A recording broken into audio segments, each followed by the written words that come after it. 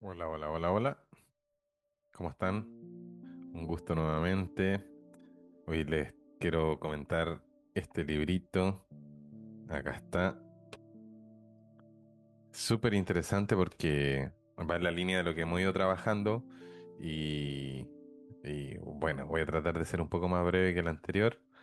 Así es que, si bien es cierto, como les muestro un libro pequeñito, ¿no? Pero clínicamente muy serio. Se llama De la angustia a la paz. Y gira alrededor del testimonio de Marie de la Trinité y su análisis con Jacques Lacan. Así que voy a trabajarlo un poquito como material docente, no como algo, digamos, una curiosidad lacaniana ni como una anécdota religiosa, sino como un caso liminal, un caso frontera donde se ve con mucha nitidez, ¿no? El nudo de la experiencia espiritual intensa, la angustia radical y el funcionamiento de un dispositivo de la palabra cuando el sujeto está ahí en una situación límite. Quiero advertir algo, ¿no? Desde el comienzo que esto no es un texto para que uno se declare a favor o en contra de la mística, ni para decidir si Lacan creía o no. No, este tipo de preguntas siento que quedan pequeñas acá. El asunto es un poco más preciso. Yo diría que la pregunta es, ¿qué pasa cuando lo absoluto toca un cuerpo y el lenguaje no alcanza? O podríamos decirlo también como, ¿qué pasa cuando la obediencia, en este caso de María y la Trinité, a la voz, a la indicación mística, deja de ser una virtud y se vuelve un problema? ¿Qué hace la palabra bien ubicada por parte del analista para que el sujeto no sea arrasado por la voz de el otro con mayúscula, lo otro? Entonces mi intención para ustedes como terapeuta, alumnos del instituto, diplomantes de la formación de terapia, eh, es sacar tres aprendizajes. Primero, cómo leer lo espiritual sin romantizar, porque en general tiende a romantizarse, ¿no? El fenómeno espiritual en la clínica. Y en segundo lugar, cómo leer lo clínico, pero también con los resguardos de no colonizar lo sagrado. Y por último, cómo acompañar cuando el síntoma cumple una función de sostén. Y el quitarlo rápido, vale decir el furor curandis, podría ser iatrogénico y dejar a la persona vacía, en un vacío más grande. Así es que, ok, primero, ¿qué es este libro? Uno se podrá preguntar, ¿es una obra teórica? No lo sé. Yo le llamaría más bien que es un conjunto de piezas. Un conjunto de piezas. ¿Por qué? Porque hay una carta de Jacques Lacan, aquí estoy buscando. Hay una carta de Jacques Lacan a Marie de la Trinité. También hay una parte del texto central donde Marie de la Trinité narra su experiencia, ¿no? Por eso se llama De la angustia a la paz. Y hay otros fragmentos de su experiencia espiritual temprana que son mencionados. Entonces lo que tenemos no es una teoría cerrada, más bien vamos a pensar este libro como una constelación y por eso es importante aclararlo, porque el libro mismo nos enseña algo. Y a mi entender lo que nos enseña es que la vida psíquica y la espiritual, cuando son reales, no se presentan en forma de manual. Se presentan como una mezcla, como una situación que podríamos mirarla por capas, ¿no? O a veces como contradicciones, ¿no? Que exigen una lectura. En términos pedagógicos, uno no entra a la clínica con un prólogo, digamos. Uno entra a mitad de la tormenta y después tiene que construir lecturas sin aplastar al sujeto con etiqueta. Entonces, este libro nos obliga a este tipo de lecturas. En segundo lugar, ¿qué es lo que tenemos que aclarar? ¿Quién es Marie de la Trinité? ¿Y cuáles son el tipo de experiencias que trae? Bueno, María de la Trinité era una religiosa dominica con una vida interior bastante intensa. Tiene una experiencia mística, por llamarlo temprana, inaugural, que ella describe como un encuentro directo con lo absoluto o una toma por el Padre, una unión que no es simplemente un sentimiento religioso, sino algo que toca su ser por completo. Y esto, para el oído psicoanalítico, ya marca una diferencia, porque no estamos frente a una idea o una creencia intelectual. Estamos ante un acontecimiento que toca el cuerpo y que deja una marca. Ahora bien, el punto crucial, que hay una experiencia mística, digamos, no significa que todo esté resuelto. De hecho, en este caso, la experiencia espiritual convive con un sufrimiento psíquico severo, con una crisis, con una angustia, con obsesiones, ¿no? Y hay un tramo donde derechamente hay un colapso. Entonces, si uno se queda con el romanticismo espiritual, si en mística es sano, digamos, nos estaríamos equivocando. Y si uno se queda con el cinismo clínico, si sufre entonces porque su Dios es puro síntoma, también sería un error. Entonces este libro exige un discernimiento muy fino. Ustedes saben que una de las palabras que me ha recorrido el último tiempo, discernimiento, distinguir niveles sin separarlos con violencia. Distinguir para señalar los componentes, pero que no se nos olvide que es un continuum. Aquí donde voy a poner un marco integral, quizás wilberiano, ¿no? Simple, en relación a los estados y las estructuras, porque uno puede tener estados espirituales muy elevados y al mismo tiempo una estructura psíquica con puntos frágiles, heridas tempranas, no sé, mandatos superyoicos feroces, ¿no? Y el error clásico sería confundir estados con realización madura, porque ese error en la clínica psicoespiritual, como vamos a ver en el diplomado de terapia y acompañamiento psicoespiritual, es un error garrafal. El confundir un estado de conciencia con realización madura. Entonces, cuando leemos a María de la Trinité, la pregunta no es ¿fue real su experiencia mística o no? Digamos. La pregunta más clínica es ¿qué función toma eso en su vida y cómo se anuda, ¿no? ¿Qué la estabiliza, qué la desestabiliza y qué precio paga el cuerpo, ¿no? ¿Qué efectos produce en el lazo, en el trabajo, en la capacidad de amar, en su vida cotidiana, ¿no? Entonces, esto nos invita como a entrar al nudo central, ¿no? Que es el corazón del libro, que es el concepto de obediencia. Mis amigos con fe sabrán a qué me refiero. El nudo del libro, el corazón del libro, a mi entender, es el concepto de obediencia. En este caso, el voto de obediencia no aparece como un tema moral decorativo, digamos, aparece como un punto de ser. Y esto es clave para el acompañamiento psicoespiritual, porque el conflicto no es si la obediencia es buena o mala. El conflicto es cuando la obediencia se vuelve lugar de captura. Voy a decirlo como de forma directa, digamos. Hay una obediencia que ordena y hay una obediencia que enferma. La obediencia que ordena es la que está atravesada por la libertad interior, por el discernimiento, por un deseo que asume su acto. La obediencia que enferma es la que está tomada por la dependencia, por el miedo, por la internalización enfermiza del dogma, por el mandato imposible, por el super yo. Entonces, esta obediencia, digamos, que está tomada por el super yo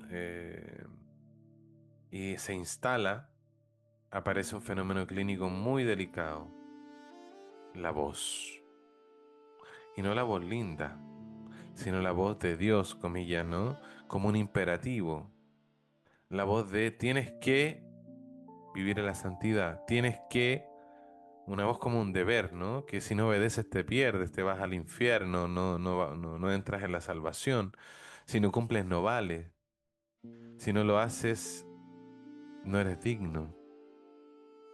Entonces, el sujeto creyente, en general esa voz puede vestirse con máscara de Dios, ¿no? Y ese es el punto donde el acompañamiento psicoespiritual debe tener muchísimo tacto y al mismo tiempo muchísima claridad ética, porque no todo lo que Dios me pide viene de Dios, por decirlo así. A veces viene del super yo, que es el ventrílocuo. Y este libro muestra cómo una persona puede amar a Dios, sin embargo vivir momentos donde Dios aparece como tiránico, abominable, perseguidor. Y aquí hay una finura porque ella misma sabe a ratos que hay algo de proyección, pero aún así sabiendo esto, el efecto la arrasa por igual. Por eso no es un debate intelectual, es el cuerpo tomado por el mandato. Entonces el núcleo clínico acá podría formularse así como distinguir lo absoluto, vivo, de la maquinaria superyoica que lo parasita. Ese sería como el trabajo clínico, digamos. ¿Y cómo separar el llamado legítimo que Dios nos hace a todos sus hijos con la amenaza? ¿Cómo devolverle al sujeto un margen de libertad para que su acto espiritual no sea mortificación neurótica? Y aquí entra un elemento decisivo en el libro, la carta de Lacan, que es impecable, por favor, leanla. No estaba buscando para adjuntarla luego en el video. Yo la veo como una pieza clínica formativa, digna de análisis grupal de un buen rato, ¿no? Porque Lacan no entra a disputar la teología, no se impone, tampoco intenta desmentir la experiencia espiritual, pero tampoco se arrodilla frente a ella de manera ingenua. Lo que hace es otra cosa, ¿no? Localiza el punto de trabajo. Le dice, en esencia, esto, vale decir, tu dificultad moral, será objeto de nuestras sesiones y vamos a tocar los temas de dependencia que están implicados, tu voto de obediencia. eh, y no se trata de que te liberes del vínculo con Dios como si fuera una cadena externa, sino que puedas sostenerlo con libertad. Y esto para mí es central. Porque no se trata de romper el voto, sino de extraer la obediencia del lugar de esclavitud psíquica. Y eso es profundamente compatible con una visión espiritual seria, porque la virtud no es automatismo, la virtud es libertad interior. Al mismo tiempo, Lacan marca algo que para el acompañamiento psicoespiritual es oro puro, el límite, el encuadre, porque no se instala en una relación infinita por carta, corta la tentación de una dependencia epistolar, es decir, la presencia de sí pero sin fusión. Hay un sostén, sí, pero sin disponibilidad ilimitada, digamos, ¿no? La ética del encuadre le dice, todo este material lo vamos a trabajar y le ofrezco venir a mi consulta el día que usted me diga, a la hora que usted me diga. Ahora, por otro lado, el libro también narra un episodio muy fuerte. Hay un tramo, digamos, donde de internación médico-psiquiátrico, donde la paciente María de la Trinité va a una cura de sueño y ahí aparece un aprendizaje clínico que yo quiero que ustedes se lleven sí o sí. Cuando el síntoma cae demasiado rápido, puede ser iatrogénico, puede aparecer el vacío. En el relato, las obsesiones, por ejemplo, no son solo molestias, también funcionaban como un modo de amarrar algo, como un modo de dar estructura, de ocupar un lugar de sentido, de mantener cierta continuidad de sí. Entonces, cuando ese aparato obsesivo se desarma, en vez de aparecer la calma, aparece una nada, pero no una nada fértil, un vacío budista, ¿no? Aparece una nada feroz, una soledad interior, un desamparo, una sensación de pérdida del mundo. Entonces, esto es clínicamente muy serio, ¿no? Porque nos pone ojo con el acompañamiento espiritual New Age Furor Curandis, ¿no? Te la cura en dos pasos y hago esta técnica y ya el síntoma no está. El síntoma puede ser sufrimiento, sí, pero también puede ser la única solución precaria que tiene el individuo para arreglárselas con eso. El lenguaje lacaniano, un bricolaje de anudamiento, si uno arranca el síntoma sin que el sujeto haya encontrado otro modo de borde, deja entrar lo real a pelo, digamos. Y eso puede ser devastador. Entonces, como acompañantes psicoespirituales, tenemos que aprender a pensar de esta manera. No solo hay que sacar, sino que hay que ver qué está sosteniendo esto, cómo está el entramaje de esta situación. Y si va a soltarse, ¿qué lo va a reemplazar? ¿Qué soporte simbólico, vincular, corporal, comunitario hay para yo retirar este andamiaje de fe, por ejemplo? De esa manera. Entonces, el punto del libro también enseña algo psicoespiritual muy concreto, que la vida comunitaria, el cuidado, el vínculo o el lazo pueden operar como un sostén real. Y no en el plano del amor romántico, sino en el holding winnicottiano, si se quiere, ¿no? Un continente para que la persona no caiga fuera del mundo. Y aquí hay que decirlo claramente, cuando el sujeto está en una crisis severa, hablar bonito de espiritualidad puede ser una crueldad. La espiritualidad que no se vuelve soporte encarnado, sueño, alimento, vínculo, medicación si corresponde, acompañamiento real, se vuelve iatrogénica, discurso, y el discurso en crisis no sostiene, digamos. Como decía por ahí un poeta, al que se está ahogando, no le des un consejo, dale la mano. Tiene un salvavidas, una cuerda.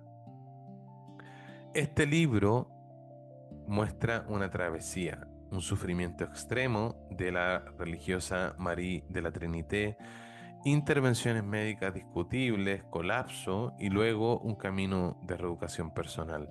Ella intentó con muchos terapeutas, acompañantes religiosos y miren, Lacan, un analista aparentemente ateo, la ayudó de un modo muy técnico, muy frenético, muy adecuado y ahí el título del libro, ¿no? De la angustia a la paz. Pero ojo, no es una paz triunfalista, es una paz sobria, una paz que parece consistir en un nuevo modo de anudarse con la vida. Un síntoma. Vamos a ver esa idea más adelante. Ahora viene un punto más fino que me quiero detener un poco con precisión, que tiene que ver con la mística y la estructura. Este caso ha de ser leído, a mi entender, desde distintas hipótesis. Yo aquí no voy a diagnosticar desde un video porque sería irresponsable, pero sí voy a extraer una enseñanza de método que quiero presentársela, ¿no? A los participantes. Hay que distinguir entre experiencia mística y solución mística. Vamos a decir que experiencia mística es ese tipo de acontecimiento que puede atravesar distintas estructuras subjetivas, pero no es patrimonio exclusivo de neuróticos o de psicóticos. Puede aparecer en diversas formas estructurales, diversos sujetos, digamos. Y en segundo lugar está la idea de solución mística, que es el uso que el sujeto hace de su experiencia para sostenerse, para anudarse y para organizar su goce y orientar su vida. ¿Ve la diferencia? Una cosa es que el cielo exista y otra cosa es cómo ese cielo se vuelve habitable para un cuerpo humano con historia, con herida, con mandato, con patrones, etcétera. Y acá vuelvo al modelo integral que vemos en el diplomado de terapia de acompañamiento psicoespiritual. Una experiencia transpersonal no garantiza integración personal. A veces incluso puede saltarse etapas y dejar zonas infantiles intactas, heridas tempranas no tramitadas, dependencia no elaborada, y eso produce una espiritualidad intensa y un psiquismo frágil en un mismo sujeto. Y es lo que vemos en muchos gurús con mucho desarrollo espiritual, pero con caídas muy básicas, ¿no? Muy elementales que muchos pacientes reportan con sus líderes espirituales, por ejemplo.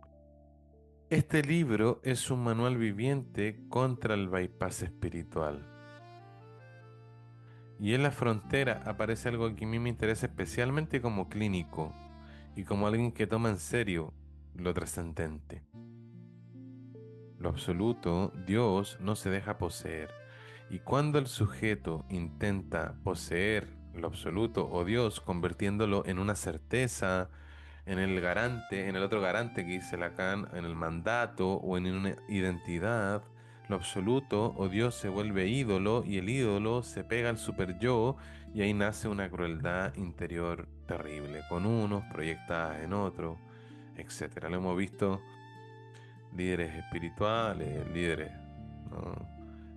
Con halo de profeta, con muy poco análisis y mucha internalización estrangulada de dogmas religiosos. En cambio, cuando el sujeto acepta que lo absoluto también es misterio, que no cabe en palabras, que no se administra como objeto, la relación cambia y curiosamente el psicoanálisis, cuando es, digamos, oportuno, empuja en esa dirección y te devuelve la falta, te devuelve el agujero y te quita la garantía total. Y eso, fíjense, no destruye lo sagrado, destruye la impostura del sentido total de creer que yo capto con el manual de Santo Tomás la verdad absoluta de Dios. Entonces, ¿qué nos enseña este libro para ser sintético sobre el oficio del acompañamiento psicoespiritual? Podemos bajarlo en algunos principios concretos. Uno, escucha. Escucha al Dios que me pide, con dos oídos, uno el espiritual y otro el clínico, no para desmentir, sino para discernir, ¿es un llamado o es una amenaza? ¿Es deseo o es coacción? ¿Abre o aplasta? Primer punto. Segundo punto, no aceleren la caída del síntoma sin medir su función. Eso lo vamos a ver en el capítulo 3 del diplomado. A veces el síntoma es la última costura antes de una caída psicótica o una caída al vacío. Si se suelta sin otra costura, aparece una caída, aparece un brote, aparece un vacío. Y el vacío puede ser más peligroso que el síntoma. ¿Me explico? 3. Tercer punto, diferenciar experiencia y solución. La experiencia puede ser alta, con la meditación, con el ayahuasca, con lo que sea, pero la solución puede ser frágil. El trabajo terapéutico apunta a fortalecer el anudamiento y no a coleccionar estados. 4. El encuadre. Encuadre y límites también son cuidado espiritual. No hay acompañamiento serio sin bordes. El límite no es frialdad. El límite es protección contra la dependencia. Y por último, en quinto lugar, cuando la crisis es severa, lo psicoespiritual debe volverse encarnado. Dormir, comer, medicación si corresponde, red de apoyo, comunidad, contacto humano. Si no, el discurso espiritual se vuelve un lujo. Y ahora cierro con una síntesis que quiero que quede clara para ustedes. La paz de la que habla este libro no es ausencia de conflicto, es un nuevo modo de habitar, de relacionarnos con el conflicto, un modo de relación con la voz profunda, una obediencia que si existe, solo puede existir atravesada por la libertad interior. En términos lacanianos, no es quedar bien con el otro, sino no quedar aplastado por el otro.